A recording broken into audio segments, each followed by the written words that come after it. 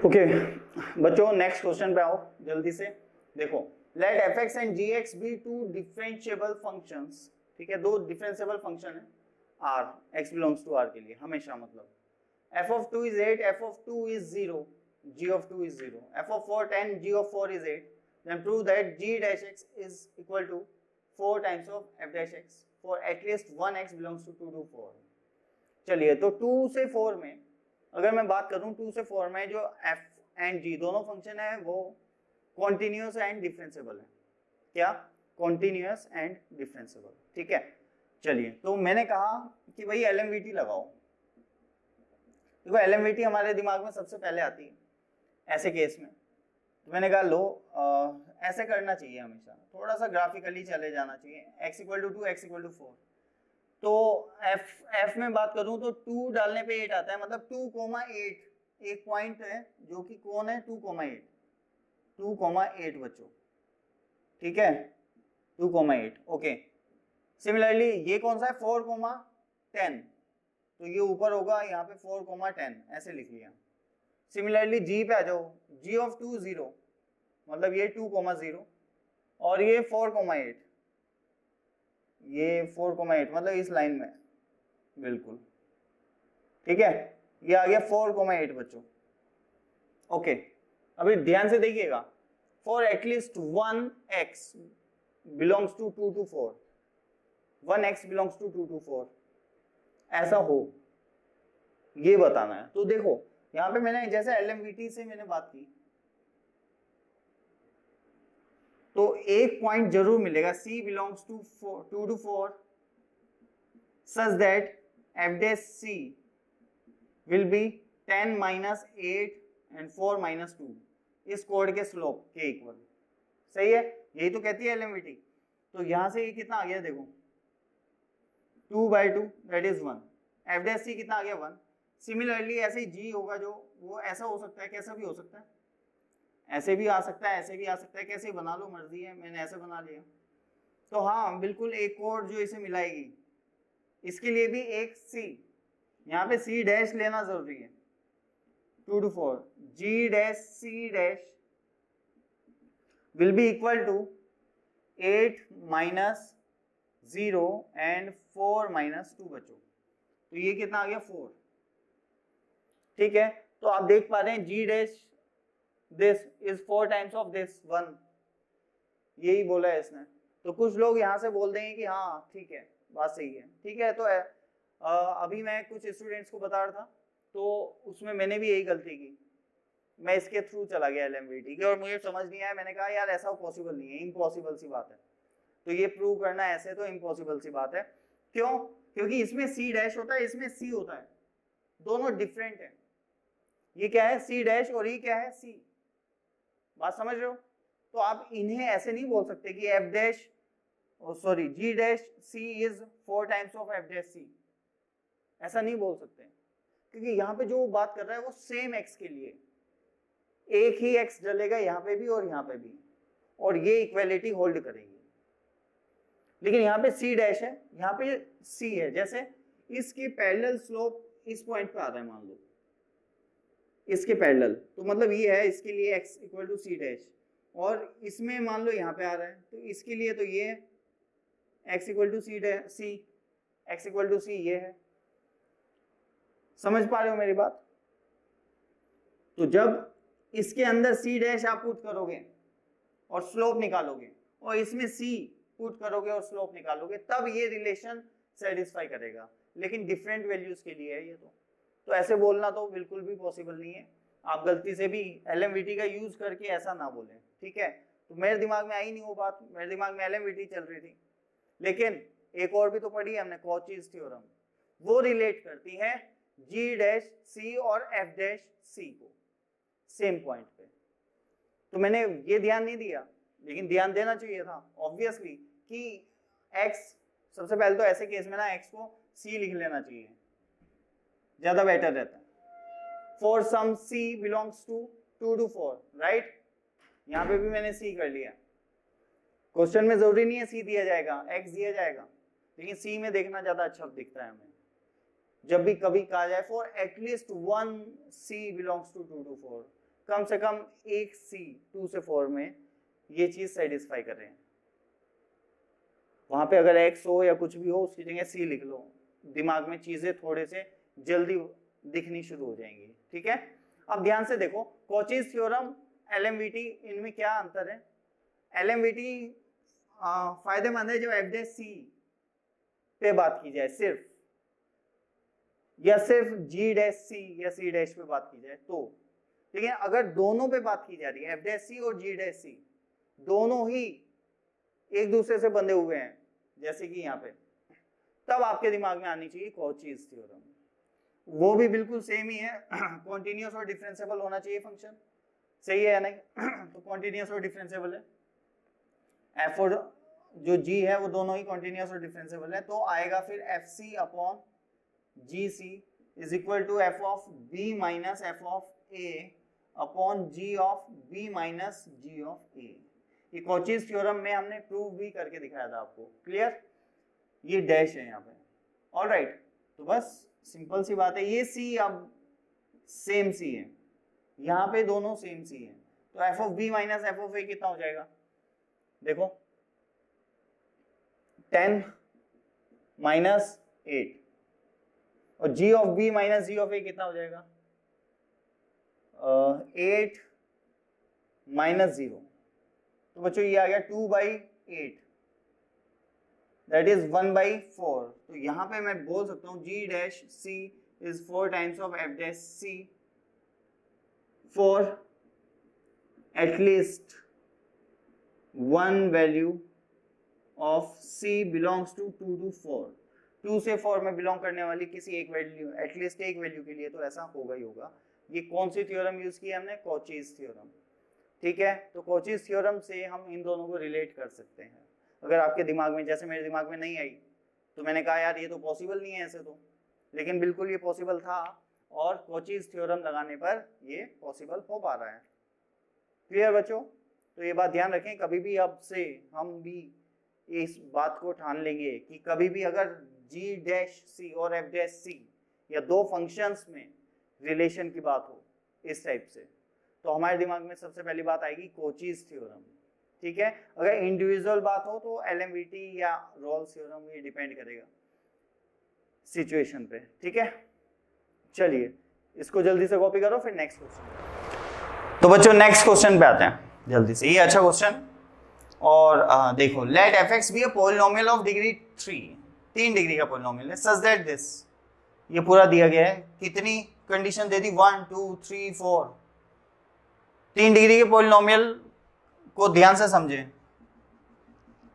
ए X cube, B X square, C X plus D, कितने unknown? 4, A B C D 4 unknown है। Clear? अब A B C D 4 unknown है, कितनी condition है? 1 2 3 4। इसका मतलब कैलकुलेट किया जा सकता है, कोई भी टेंशन की बात नहीं है। और मुझे निकालना क्या है? एफ डैश 2, तो मुझे कुछ खास जरूरत नहीं है डी की। जब मैं इसे डिफरेंशिएट करूंगा तो डी तो गायब हो जाएगा, सिर्फ ए बी सी की वैल्यू पता हो तो मैं एफ डैश 2 निकाल सकता हूं। क्लियर है बच्चों? ओके, तो करना कैसे भाई? एफ डैश 3, मुझे 3 चाहिए ना, मैंने डेरिवेटिव निकाला इसका। एक तरीका, एफ डैश एक्स क्या हो गया? 3ax² 2bx प्लस सी। अब x को क्या पुट कर देंगे? 3, 27a plus 6b plus C equal to 0, sorry equal to क्या? 20। ये इक्वेशन आ गई। मतलब एफ डैश एक्स में जब x को 3 डालते हैं तो वैल्यू कितनी आनी चाहिए? 20 दिया हुआ है। अब एक बार और derivative low, F double dash x that is 6ax plus 2b। अब x कितना है? 3 अगेन, तो एफ डबल डैश 3 होगा 18a plus 2b and that should be equal to 22, right? फिर एक बार और लो बच्चों, एक बार और करोगे तो ये आएगा 6a। क्लियर? 6a आ गया and that should be equal to, ये तो कांस्टेंट है, तो 6a इज इक्वल टू कितना आएगा? 6। तो a कितना आ गया बच्चों? यहाँ से 1, a यहाँ से 1 आ गया तो यहाँ से b निकालो, a 1 आ गया तो b कितना आएगा? 2। दिख रहा है? a 1 तो b 2। अच्छा b 2 आ गया, ऑल राइट। ए पता है, बी पता है, तो सी निकालेंगे अब यहां से। तो 27 प्लस 12, बी 2 है क्योंकि, plus C is equal to 20। Clear बच्चों? देखो यहां से 20 गया है, 7 7 प्लस 9, सी इक्वल टू -19 आ गया। कितना आ गया? सी -19। और बाकी की हमें जरूरत नहीं है। तो मैंने कहा कि F dash X is nothing but this, ये है ना, तो 3x² एंड बी कितना था 2, तो 4x और ये हो गया -19। कितना? -19। तो एफ डैश क्या निकालना था हमें? 2, तो x को मैंने 2 पुट कर दिया। बहुत इजी सा क्वेश्चन है। तो 12 plus 8 -19 that is 1। Answer is 1। F dash 2 कितना आ गया? 1 आ गया। ठीक है, एक तरीका। ठीक है, अब इसी में हम एक और तरीका सीखने जा रहे हैं, वो भी इंपॉर्टेंट है। यहाँ पे तो चीजें इजीली हो गई हैं, लेकिन आपको पता होना चाहिए वो तरीका भी। क्लियर? कि कैसे हम दिमाग लगा सकते हैं, कुछ और भी कर सकते थे हम। ठीक, तो उससे पहले आप इसे जल्दी से उतार लें, उसके बाद मैं वो तरीका दिखाने जा रहा हूँ। ओके, तो नेक्स्ट वे इज, देखो ध्यान से, मुझे क्या क्या निकालना है। f(3) हो सकता है, देखो इसने पूछा है f'2, मान लो f2 पूछा है उसने, क्या? f2। तो अब तो मुझे a b c d चारों निकालने पड़ेंगे। क्लियर? तो कोई टेंशन की बात नहीं है, वैसे तो निकल जाएंगे चारों भी, ऐसी कोई टेंशन नहीं है। लेकिन कैलकुलेशन को थोड़ा सा और इजी बनाने के लिए मैं क्या कर सकता हूँ, वो मैं अभी तुम्हें दिखा रहा हूँ। देखो जैसे fx एक पॉलिनोमियल है, क्यूबिक पॉलिनोमियल। f(3) कितना है? 21। f'3 20। हर जगह 3 3 3 पुट हो रहा है, बात को समझें। ठीक है, हर जगह 3 3 3। तो मैं कुछ ऐसा फंक्शन लेट करने जा रहा हूं जो बहुत इजी हो जाए 3 के साथ, x इक्वल टू 3 के साथ। क्लियर? जैसे मैंने लेट किया fx equal to a times of x minus 3 cube, b times of x minus 3 square. Terms बहुत इजीली 0 होंगी जब आप x को 3 पुट करोगे, एंड देन लास्ट में d। क्लियर है? देखो मान कुछ भी सकते हो आप, अकॉर्डिंगली ABCD की वैल्यू आएगी। अगर आप x माइनस 3 की जगह x लोगे तो ABCD आए हैं जो अभी हमने निकाले थे। अब कुछ अलग आएंगे अकॉर्डिंगली, ठीक है, उसी हिसाब से आंसर्स आएंगे, कोई टेंशन नहीं है इसमें। तो कोई भी ले सकते हो आप, ये ले लिया। ऑल राइट, ठीक है, ओके। अब देखिएगा, देखना आप ध्यान से। ठीक, मैंने फायदा क्या है इसमें कि जब मैं f(3) की बात करूंगा तो सीधा d आ जाएगा, और d कितना आ जाएगा? 21। सही बात है। और जब मैं f'3 की बात करूंगा तो कौन आएगा? f'3। तुम अपने यहाँ देखो, इसका डेरिवेटिव में x माइनस 3 रहेगा, इसमें भी रहेगा, लेकिन इसमें से गायब हो जाएगा तो c आ जाएगा। ये हमने डिफरेंशिएशन में भी पढ़ी है ये चीज, राइट? तो c आ जाएगा, और c कितना हो जाएगा? 20। सिमिलरली f'3 में अब ऐसा मत करना कि अच्छा इस बार b आ जाएगा।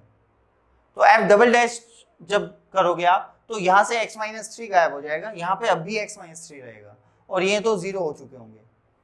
तो यहाँ पे लेकिन क्या बनेगा? 2b। इस बार 2b आएगा किसके बराबर? 22 के। और f'3 में अब ये सब 0 हो चुके हैं, सिर्फ ये बचा है, और यहाँ पे कितना होगा? 6a, क्योंकि दो बार कितनी बार डिफरेंशिएशन कर दिया हमने इसका? 3 बार। एक बार 3 नीचे आया होगा, फिर 2, फिर 1, तो 3 2 1 दैट इज 6। तो 6a is equal to 6, a equal to 1। तो बच्चों समझ आया होगा, a इक्वल टू 1 आ गया, b आ गया 11 और c आ गया 20।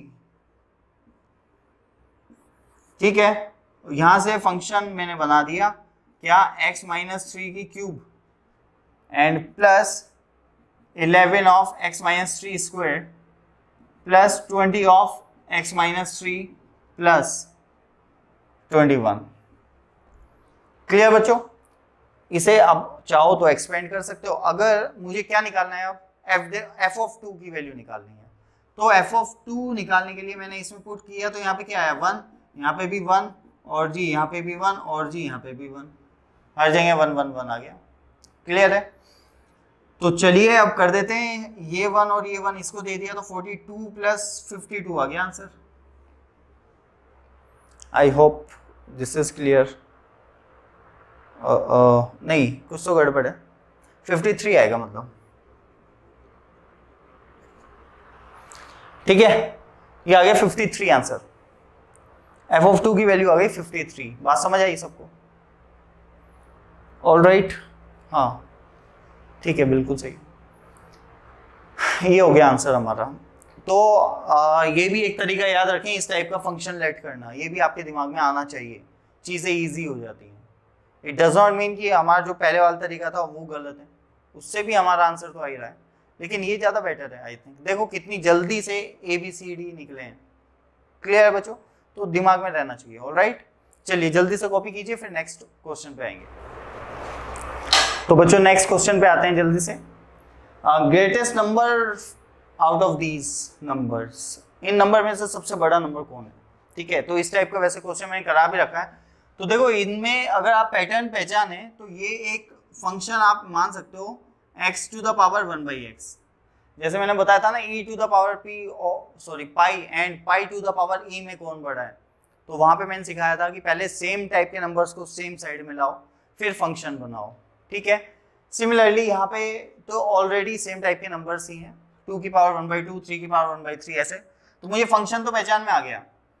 फिर इसे चलो ऐसे मान लो, अब इसका डेरिवेटिव निकालेंगे हम, ठीक है। तो ln से ले लो, चलो 1/x ln x, या ऐसे मान लो ना, डायरेक्ट करते हैं y', एक को कांस्टेंट एक को वेरिएबल, यू नो वेरिएबल, सही है। तो सबसे पहले ऊपर वाले को कांस्टेंट और नीचे वाले को वेरिएबल मान रहा हूँ, मतलब x⁴n टाइप, तो 1/x x⁴1/x -1 प्लस, अब नीचे वाले को कांस्टेंट ऊपर वाले को वेरिएबल, तो x⁴1/x a⁴x कहते हैं जैसे। अब ln x इनटू ऊपर कौन है 1/x, इसका भी तो डिफरेंशिएशन होगा -(x²), ऐसे करके आ जाएगा। क्लियर है बच्चों? ठीक है, अब क्या करें? अब देखो इस चीज को, ठीक है, एलसीएम ले लिया x², यहाँ पे क्या बनेगा x⁴1/x, देख लेना आपने यहाँ एलसीएम लेके, जब एक x यहाँ पे मल्टीप्लाई होगा तो 1 हट जाएगा, फिर यहाँ पे है ये और ये ln x, और यहाँ पे आ जाएगा माइनस, तो x⁴1/x 1 - ln x upon x²। देखो ये पॉजिटिव, तो क्रिटिकल पॉइंट सिर्फ यहाँ पे है, और वो कौन है x = e, तो x = e पे क्या मिलेगा, मैक्सिमा या मिनिमा? तो देख लेते हैं, अगर x e से छोटा हुआ तो ये वैल्यू पॉजिटिव होगी, x e से बड़ा हुआ तो ये वैल्यू बढ़ी, तो इसका मतलब ये नेगेटिव, ठीक है। तो पॉजिटिव से नेगेटिव बच्चों चेंज हो रहा है, इसका मतलब मैक्सिमा एक पॉइंट पे, तो x = e क्या हो गया, point of maxima. Clear? x = e है हमारा पॉइंट ऑफ मैक्सिमा, ठीक है। तो मतलब ये जो भी एक ग्राफ है, आई डोंट नो कैसा है, लेकिन हाँ ये कुछ ऐसे कहीं जाएगा आगे, मुझे नहीं पता कैसे जाएगा, लेकिन हाँ ये बात पक्का है, x = e पे मैक्सिमा देगा, ठीक है। तो आप देखते हैं इसका बिहेवियर, e की वैल्यू पता है मुझे 2.71 होती है, तो इसमें ग्रेटेस्ट नंबर पूछा है, तो 1 कहाँ आएगा, यहाँ पे कहीं, फिर 2 कहाँ पे आएगा, यहाँ पे, चलो यहाँ पे ले आओ, 2 यहाँ पे आ जाएगा, सही है। और ये कितना है 2.7, ठीक है, 2.71 है ऐसे करके। फिर 3 कहाँ पे आएगा, 3 इससे आगे आएगा, 3 कितना आगे आएगा, 3 यहाँ आएगा।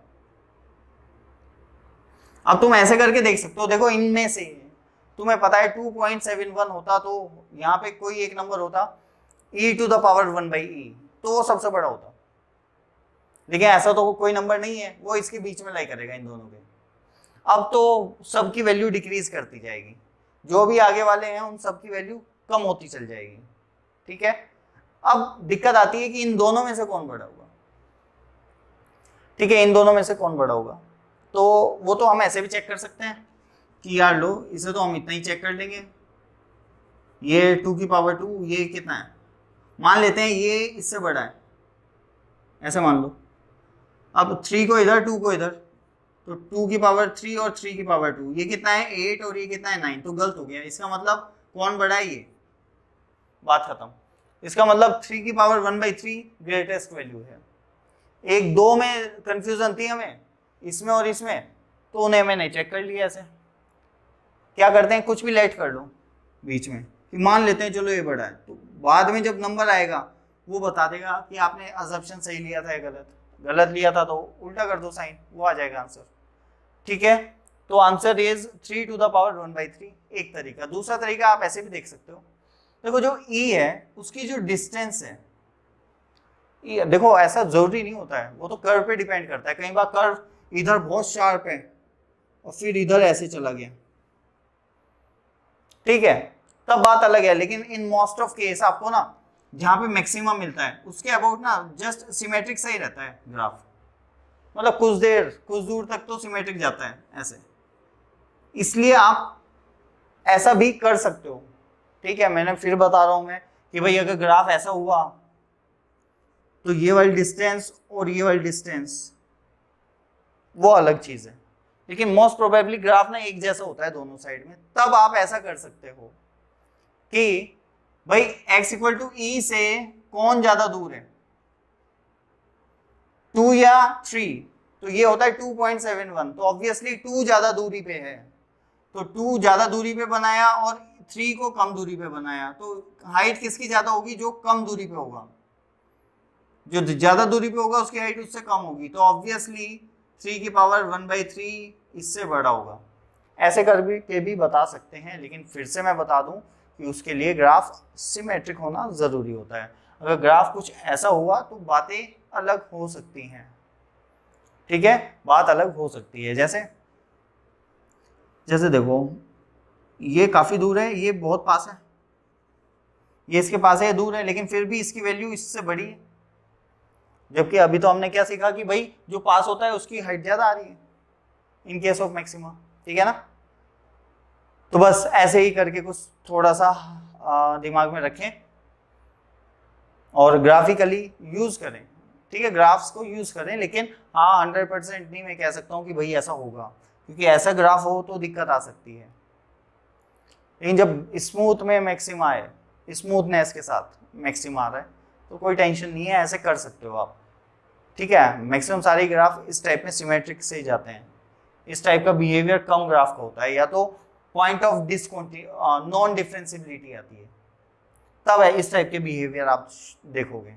अगर ग्राफ कॉन्टिन्यूस और डिफरेंशिएबल है उस पॉइंट के आसपास भी, ठीक है, तो आप में कोई भी टेंशन की बात नहीं है, आप इस टाइप से भी चीजों को कर सकते हो। ऑलराइट, ठीक है, ओके, तो I hope this is clear. ठीक है, अब नेक्स्ट क्वेश्चन पे आएंगे, उससे पहले आप इसे अपना लिखना चाहो जितना भी अपने हिसाब से एक्सप्लेनेशन उसे लिखें। चलिए बच्चों नेक्स्ट पे आते हैं जल्दी से। नेक्स्ट क्या है, slope of tangent at point of inflection of this. ये कर दिया गया है, इसके पॉइंट ऑफ इन्फ्लेक्शन पे, यहाँ पे पॉइंट ऑफ इन्फ्लेक्शन पे हमें स्लोप ऑफ टेंजेंट बताना है। जो पॉइंट ऑफ इन्फ्लेक्शन, भाई पॉइंट ऑफ इन्फ्लेक्शन कहां से निकलता है, point of inflection is the root of F double dash X, जहां पर एफ डबल डैश एक्स अपना साइन चेंज करे। ठीक है, वो वाला root F double dash X का, वो वाला रूट जहां पे एफ डबल डैश एक्स अपना साइन चेंज करे, ये भी जरूरी है साइन चेंज करना। ठीक है, तो देखो एफ एक्स ये है एक्स क्यूब, ध्यान से, x cube minus 3x² plus 6x plus 20। तो मैंने कहा एफ डैश एक्स बताओ, तो वो आ गया 3x² माइनस 6x प्लस 6। ठीक है, फिर एफ डबल डैश एक्स निकालो, तो वो आ गया 6x minus 6 equal to 0, x equal to 1। यही है अपना पॉइंट ऑफ इन्फ्लेक्शन। ठीक है बच्चों, पॉइंट ऑफ इन्फ्लेक्शन आ गया है। अब इस पॉइंट पे स्लोप निकालना है टेंजेंट का, तो मतलब x इक्वल टू 1 इसमें पुट कर दो, f dash 1 is 3 minus 6 plus 6, answer is 3। बहुत इजी। तो इतना इजी सा क्वेश्चन मैंने क्यों कराया, क्योंकि पॉइंट ऑफ इन्फ्लेक्शन में कई बार कंफ्यूजन रहती है, कई बार बता चुका हूँ, लेकिन फिर भी एक बार एक क्वेश्चन देख लोगे तो ज्यादा अच्छा है। इन्फ्लेक्शन निकालना था, एफ डबल डैश एक्स निकाला। लेकिन अगर ऐसा कुछ फंक्शन दिया जाता कि एफ डबल डैश एक्स कुछ ऐसा आ जाता, x minus 3 whole square and x minus 2, तो पॉइंट ऑफ इन्फ्लेक्शन कौन सा होता, x इक्वल टू 2, क्योंकि x इक्वल टू 2 पे एफ डबल डैश एक्स अपना साइन चेंज करेगा। x equal to 3 point of infection नहीं होगा, ये बात ध्यान रखें। अगर कुछ लोग इसे जस्ट इक्वल टू 0 पुट कर देते हैं तो यहाँ से आंसर आएगा 3 and 2, तो वो दोनों ले सकते हैं। तो मैंने पहले बता दिया कि भाई पॉइंट ऑफ इन्फेक्शन वो होता है जहाँ पे f" अपना साइन चेंज कर सके। 0 तो होता ही है f", साथ में साइन भी चेंज करे। x इक्वल टू 3 पे भी 0 है लेकिन साइन चेंज नहीं कर रहा है, तो x equal to 3 is not a point of infection, x equal to 2 होगा पॉइंट ऑफ इन्फ्लेक्शन। क्लियर, ये बात ध्यान रखें, इस टाइप के भी क्वेश्चंस दिए जाते हैं। ठीक है बच्चों, समझ आया? तो ये था अपना एओडी। ठीक है, एओडी के अभी कुछ और क्वेश्चन भी हम डिस्कस कर लेंगे और थोड़ी और प्रैक्टिस हो जाए बेटर है। ठीक है, फिर हम अपना नेक्स्ट चैप्टर स्टार्ट करेंगे। ऑलराइट, चलिए, थैंक यू।